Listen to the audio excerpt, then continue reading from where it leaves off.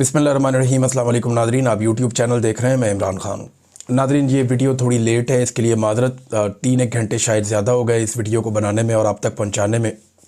ये प्रॉब्लम थोड़ा सा रहेगा 1-2-3 दिन तक, और उसके बाद फिर चीज़ें नॉर्मलाइज हो जाएंगी इंशाल्लाह। एक बड़ी ख़बर है जो मेरे तक अब पहुँची है और इसकी तफसीलात मैं आपके सामने रखता हूँ। 3 चीज़ें ऐसी हैं जिनके ऊपर अभी ये तय कर लिया गया इस्टेब्लिशमेंट की जानिब से कि इनके ऊपर ज़ीरो टॉलरेंस होगी और इनकी तैयारी की जा रही है।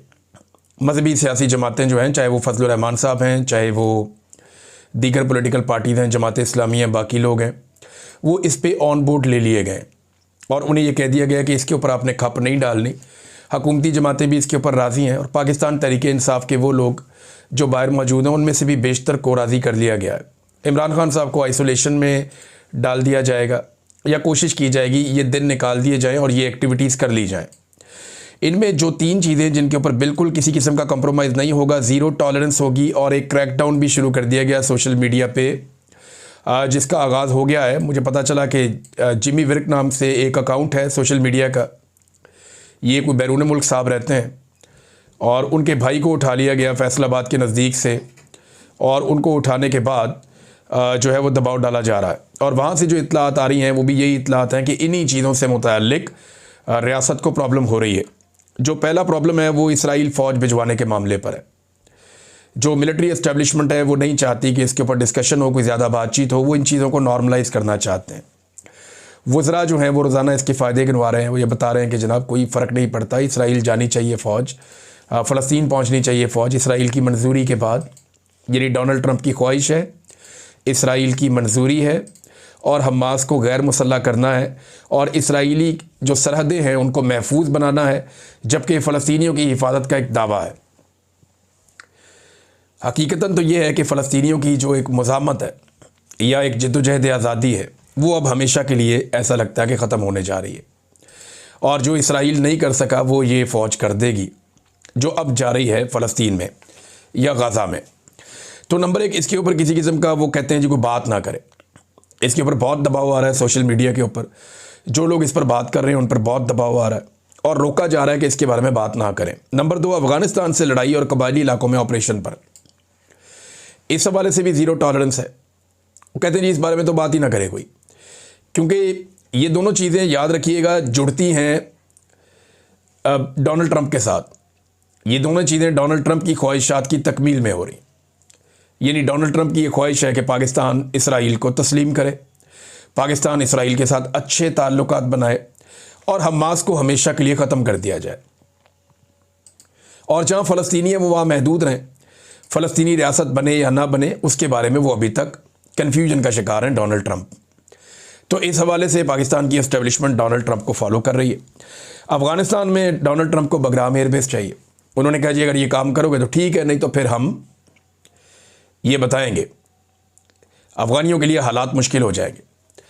अब अफ़गानियों ने तो मना कर दिया था, लेकिन डोनाल्ड ट्रंप ने एक बात और समझाई है आलमी मीडिया को, और उन्होंने 2-3 मौक़ों पर यह बात की है कि बहुत सारे काम ऐसे हैं वो अब अमरीकी फ़ौज को आगे नहीं करेंगे। वो काम वो अमरीकी फ़ौज से नहीं लेंगे। वो काम करने के लिए उन्हें खित्ते में दीगर फ़ौजें अब मुयस्सर हैं और वो उन फ़ौजों के ज़रिए से वो काम लेंगे, जैसा कि उन्होंने हमास को ख़त्म करने का या हमास को कुचलने का जो फ़ैसला किया उसके बारे में भी उनका यही मानना है। तो इसराइल फ़ौज भिजवाने का मामला हो या अफ़गानिस्तान से लड़ाई का मामला हो, ये दोनों चीज़ें जाकर जुड़ जाती हैं डोनाल्ड ट्रंप की ख्वाहिशात के साथ। और कबायली इलाकों में जो ऑपरेशंस हैं ये तो बड़े लंबे अरसे से चल रहे हैं। देखिए, मेरा एक सादा सवाल है, अगर इसी तरह अमन आ जाता ऑपरेशंस के ज़रिए तो बलूचिस्तान में पाकिस्तान की फ़ौज को गुज़िश्ता कई दहाइयों से फ्री हैंड है। वहाँ पे उन्होंने बड़े खौफनाक ऑपरेशन किए हैं और वो मुट्ठी भर दहशतगर्द है। वहाँ पे बहुत थोड़े लोग हैं लेकिन उन्हें ताज़ा खून मिलता रहता है जबरी गुमशुदगियों की वजह से, रियासती पॉलिसियों की वजह से, नाइंसाफ़ियों की वजह से और महरूमियों की वजह से उन्हें ताज़ा खून मिलता रहता है। इसलिए उनकी तहरीक चलती रहती है और अब तक पूरे बलूचिस्तान में अमन व अमान कायम नहीं हो सका। बलूचिस्तान में वो इलाके जो छावनियों की तरह बंद कर दिए गए हैं, वहाँ आप कुछ ज़िंदगी गुजार सकते हैं।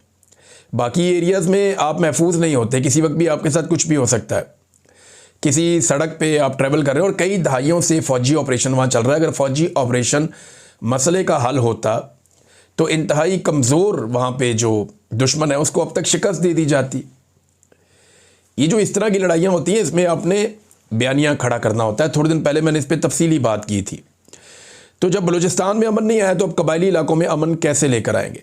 कबायली इलाके के लोग ये कह रहे हैं और सुहेल अफरीदी भी ये कह रहे हैं और जो उनके हमायती हैं बाकी लोग वो भी ये कह रहे हैं कि ये अमन के लिए तो है ही नहीं ऑपरेशन, ये तो मादनियात के लिए, हमारे वसाइल पे कब्ज़े के लिए ऑपरेशन है और यहाँ से हमारी मादनियात उठाकर ले जाई जाएंगी और दुनिया को बेच दी जाएंगी। और खैबर पख्तूनख्वा के जो कबायली हैं उन्हें क्या मिलेगा? कुछ भी नहीं मिलेगा। तीसरा नुक्ता जो है ना वो आर्मी चीफ़ की एक्सटेंशन का नुक्ता है। मैंने आपसे कहा ना कि 3 चीज़ों के ऊपर क्रैकडाउन भी होने जा रहा है, 3 चीज़ों के ऊपर ज़ीरो टॉलरेंस भी फैसला कर लिया गया है और इन 3 चीज़ों के ऊपर रियासती बयानियाँ बनाने के लिए बहुत सारे लोगों को राब्ता भी किया गया है। यानी इस वक्त वफाकी वज़रा हों या बाकी लोग हों जो एस्टेब्लिशमेंट के ज़्यादा करीब हैं, वो इसराइल फ़ौज भिजवाने के फ़ायदे गिनवा रहे हैं। उसको कभी सआदत कहते हैं, कभी कहते हैं मस्जिद अक्सा हमें मिल गई है। तो मुझे वो वीडियो भेजनी है ज़रा इन टाउटों ने कि मस्जिद अक्सा में पाकिस्तानी फ़ौजी खड़े हुए हैं और हिफाजत कर रहे हैं मुसलमानों की। ज़रा वो वीडियो मुझे भिजवा देना जब फ़ौज यहाँ से जाएगी तो। दूसरा वो ये कह रहे हैं कि जी पार्लियामेंट को हम एतमाद में लेंगे लेकिन हम करेंगे इसको इस तरह करेंगे, इन कैमरा करेंगे कि पब्लिक नहीं करेंगे कि क्या बातचीत हुई वहाँ पे इसराइल फ़ौज भेजने के हवाले से, और फैसला तो जिन्होंने करना है उन्होंने ही करना है, तो वो पार्लियामेंट में तो नहीं होगा। दूसरा वो ये कह रहे हैं कि कैबिनेट की हम मंजूरी ले लेंगे। तो जिस तरह की कैबिनेट है इससे तो आप जिस मर्ज़ी काम की मंजूरी ले लें, कोई भोंडे से भोंडा और बदतरीन काम भी आप इनके सामने रख दें और कहें जी ऊपर से ऑर्डर आ गया मंजूरी देनी है, तो वो फौरी तौर पे मंजूरी दे देंगे।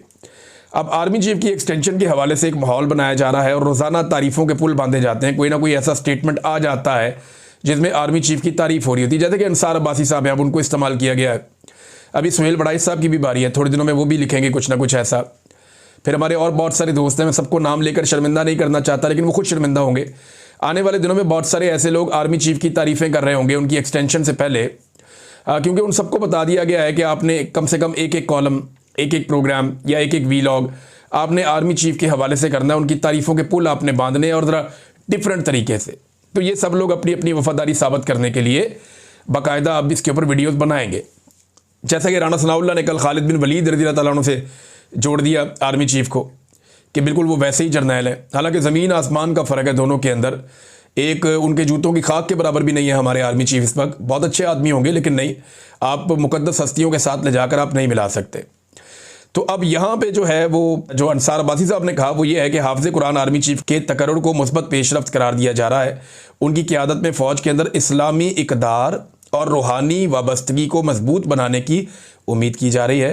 तजवीज़ दी गई है कि फ़ौज में तरबियत, नज़्म व ज़ब्त और क़यादत के तमाम पहलुओं में इस्लामी तालीमात को मज़ीद मुअस्सर अंदाज में शामिल किया जाए ताकि पाक फ़ौज ईमान, किरदार और पेशा वराना काबिलियत का इम्तजाज बने।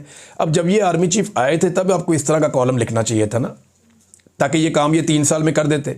अब जब उनकी मुद्दत मुलाजमत ख़त्म होने जा रही है और आखिरी महीना रह गया है तो आपने ये कॉलम निकाल के मार दिया। तो अंसार अब्बासी साहब आप जितने मर्जी समझदार बन जाएँ, कौम अब ये बात जान चुकी है कि आप ज़हनी तौर पे लोगों को तैयार कर रहे हैं कि इसी आर्मी चीफ के साथ आपको गुजारा करना है और मैं आपको इसके फ़ायदे गिना रहा हूँ। इससे बेहतर आदमी आपको पाकिस्तान में मिलेगा नहीं। लेकिन अंसार अब्बासी साहब आप मेरे से एक बात लिख कर ले लीजिए, अगर ये आर्मी चीफ तब्दील हो गया तो आप अगले आर्मी चीफ की मदद